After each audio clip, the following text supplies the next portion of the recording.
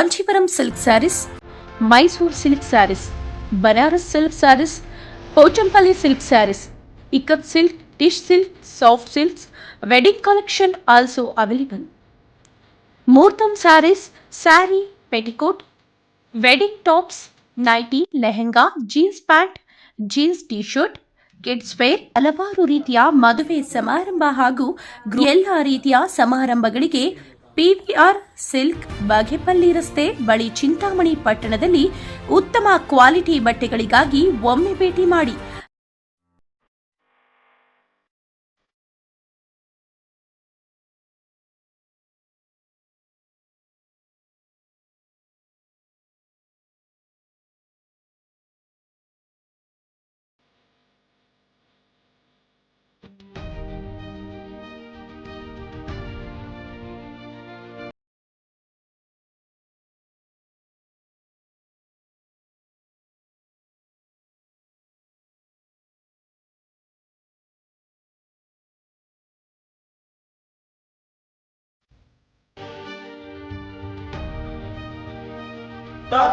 ಅವರು ಪರ್ಸನಲ್ ಆಗಿ ಮಾಡ್ಕೊಂಡಿದ್ದಾರೆ.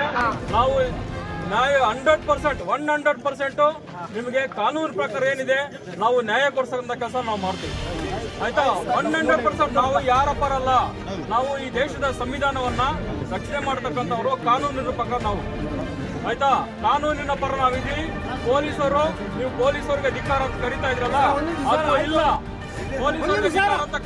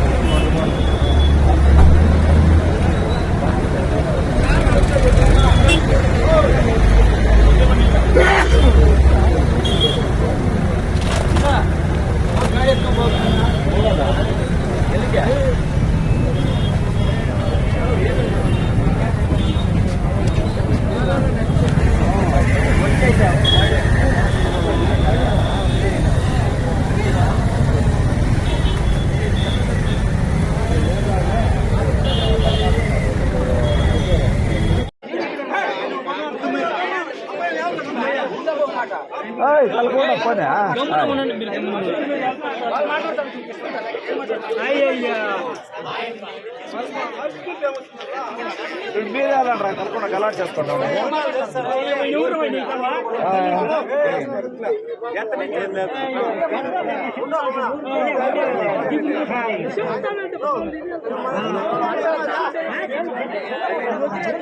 కలుపుకున్నాడప్ప రైతు పొద్దు కలుపుకున్నాడా.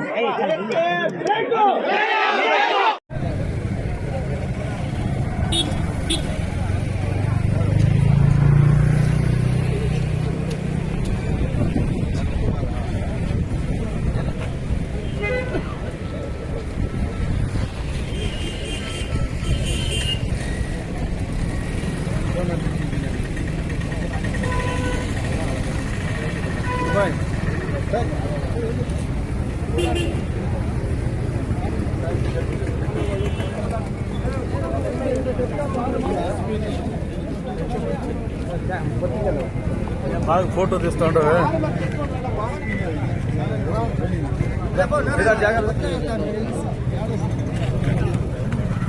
అమ్మ వెళ్ళిపోతుంది అమ్మ అట్లా కొంచెం వెళ్ళిపోదు ఎక్కడ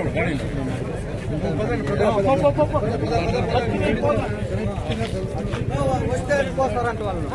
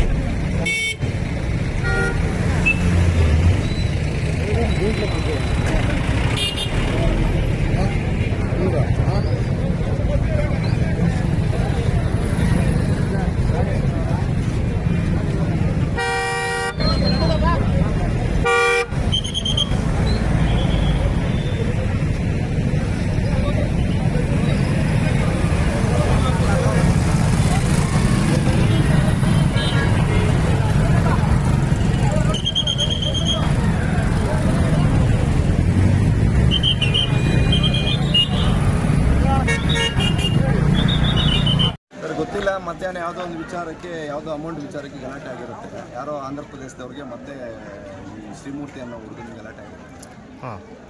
ಆಮೇಲೆ ಇದರಲ್ಲಿ ಮಧ್ಯದಲ್ಲಿ ಈಗ ಯಾರು ಸತ್ತಿದ್ದಾರೆ, ಮಂಜುನಾಥ್ ಅಂತ ನಮ್ಮ ಸ್ನೇಹಿತ, ಆತ್ಮ ಬಂದಿದ್ದನು ಏನಪ್ಪ ಎಲ್ಲರೂ ಗೊತ್ತಿರೋರು ಯಾಕೆ ಜಗಳ ಮಾಡ್ಕೊಳ್ತೀರ, ನಾವೆಲ್ಲ ಬೆಳಗ್ಗೆಲ್ಲ ಮುಖ ನೋಡ್ಕೊಳ್ಳೋದು ಅಂತ ಸಂಧಾನ ಮಾಡಿರ್ತಾರೆ. ಸಂಧಾನ ಮಾಡಿದರೆ ಮತ್ತೆ ಸಾಯಂಕಾಲ ಬಂದ್ಬಿಟ್ಟು ಏನೋ ಫೋನ್ ಮಾಡಿ ಆವಾಜ್ ಹಾಕತ್ತಂತೆ, ಬಾ ಬಸ್ ಸ್ಟ್ಯಾಂಡ್ಗೆ ಹೊಡಿತೀನಿ ಅಂತ.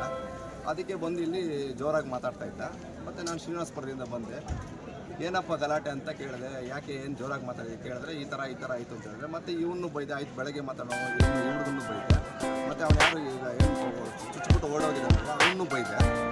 ನೀನು ಬರಬೇಡಪ್ಪ, ನೀನು ಈಗ ಮುಗಿಸ್ಕೊಂಡು ಮನೆಗೆ ಬೆಳಗ್ಗೆ ಮಾತಾಡೋಣ ಅಂತ ಹೇಳಿದೆ. ಅಷ್ಟೊತ್ತಿಗಾಗಲೇ ಮತ್ತು ಈ ಹುಡುಗ ಸತ್ತೋಗಿರೋ ಹುಡುಗ ಅವ್ರ ತಮ್ಮನ್ನ ಮತ್ತು ಅವ್ರ ಸ್ನೇಹಿತರನ್ನೆಲ್ಲ ಕರೆಸ್ಕೊಂಡ. ಮತ್ತು ಅಷ್ಟೊತ್ತಿಗಾಗಲೇ ಅವರು ಅಣ್ಣ ತಮ್ಮಂದ್ರೆ ಇಬ್ಬರು ಬಂದು, ಶ್ರೀಮೂರ್ತಿ ಅನ್ನೋ ಹುಡುಗ ಶಿವಶಂಕರ್ ಅವ್ರು ಇಬ್ಬರು ಬಂದು ಗಾಡಿಯಲ್ಲಿ ಬಂದರು. ಅವ್ರು ಬಂದು ಇಲ್ಲಿ ಗಾಡಿ ನಿಲ್ಲಿಸಿದ್ರು. ನಾನು ಹೋಗಿದ್ದನು, ನಿಮ್ಗೆ ಏನು ಕೆಲಸ ಅಂತ ಅವನು ಹುಡುಗನ ಹಿಡ್ಕೊಂಡೆ. ಅವ್ನು ಹಿಡ್ಕೊಳ್ಳೋಷ್ಟು ಚಾಕು ತೆಗೆದು ನನ್ನನ್ನು ತಳ್ದ.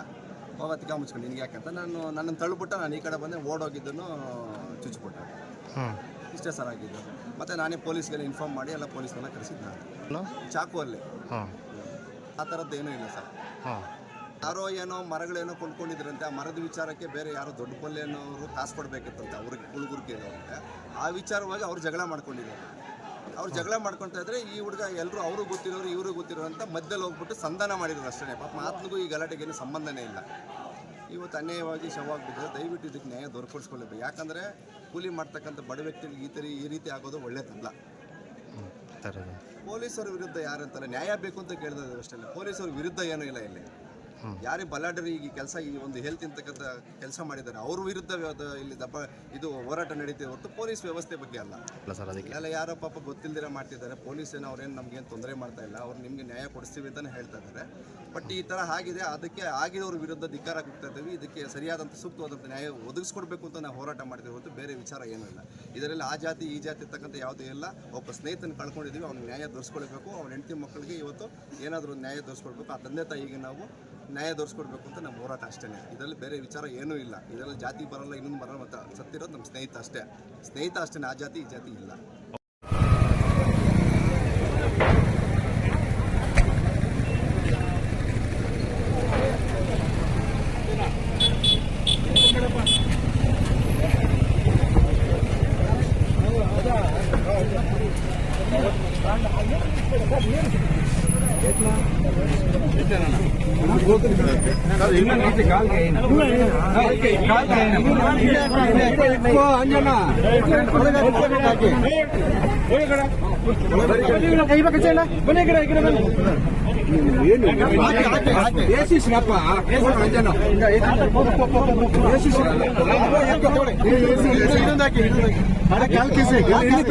ಬಿಡಿ ಸರ್ ರಾನನ್ವ